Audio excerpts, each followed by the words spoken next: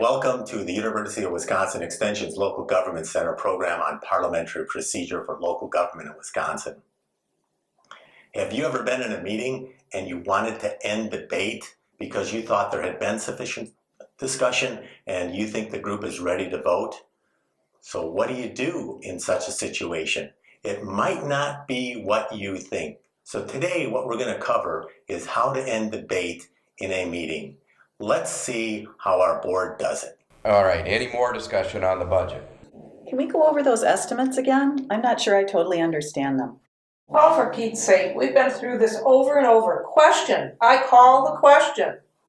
Well, sorry, Katie, but you can't simply shut off debate by calling the question. It takes a motion that would have to be seconded, and it would take a 2/3 majority of those voting to approve it, or we have to have unanimous consent of the body.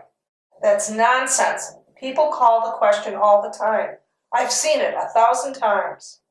So Larry, what should the chair do when somebody simply blurts out, I call the question or question, expecting debate to end? Well, that depends, Dan. There are a couple of options here. First of all, sometimes we hear that expression, I call the question, when it really does seem like everybody is through talking about it, So if the chair senses that that's the case, he or she can go immediately to try to get unanimous consent for this. And that's a simple little procedure where the chair simply says to the body, so-and-so is ready to vote on the main issue and stop talking about it. Are you ready to vote on the main issue? Is there any objection to closing debate and voting on the main issue? And if there is no objection, then the chair can simply order that debate end or announce the debate end and proceed to vote on the main issue. On the other hand, maybe we don't get unanimous consent. Maybe somebody out there does object to closing debate. Or when we first hear that expression, call the question, the chair might know that there's somebody out there who has something to say. Then the chair probably should try to get the formal motion process going. So he or she might say to the person who called the question, give them the option of making a motion to close debate, and anybody else could make that motion for that matter, and ask them to make the motion to close debate if they wish to do that. That would require a second. Ultimately, it would take a 2/3 vote of the body in order to actually end debate and proceed to vote on the main motion. A 2/3 vote, not a simple majority? That's right, 2/3. Let me explain that this way, Dan. I think in the Roberts system, we realized that we could be talking about something too much, or we could be talking about it too little.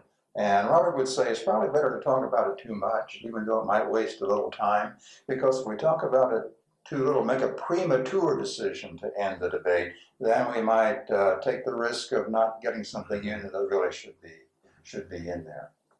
Oh yeah, that makes sense. So let's see how this should be handled. All right, any more discussion on the budget? Can we go over those estimates again? I'm not sure I totally understand them. I think we have discussed this enough.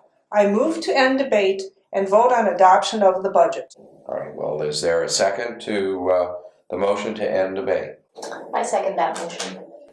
A motion to end debate is before us. The motion is not debatable. Remember, a 2/3 vote is required for adoption. All in favor of ending debate and voting on adopting the budget, raise your hand. Okay. All opposed to ending debate, raise your hand. 4 in favor and 1 opposed. The motion to end debate is adopted. We will now vote on the motion to adopt the budget. Well, that was informative. So what did we learn? We learned that no one individual has the authority to end debate on his or her own. We also learned that in order to end debate, we need unanimous consent of the body, or we need to go through the motion process where somebody makes a motion, it gets seconded, and then 2/3 of the body votes in favor of ending debate. So that's it for today. We'll see you next time.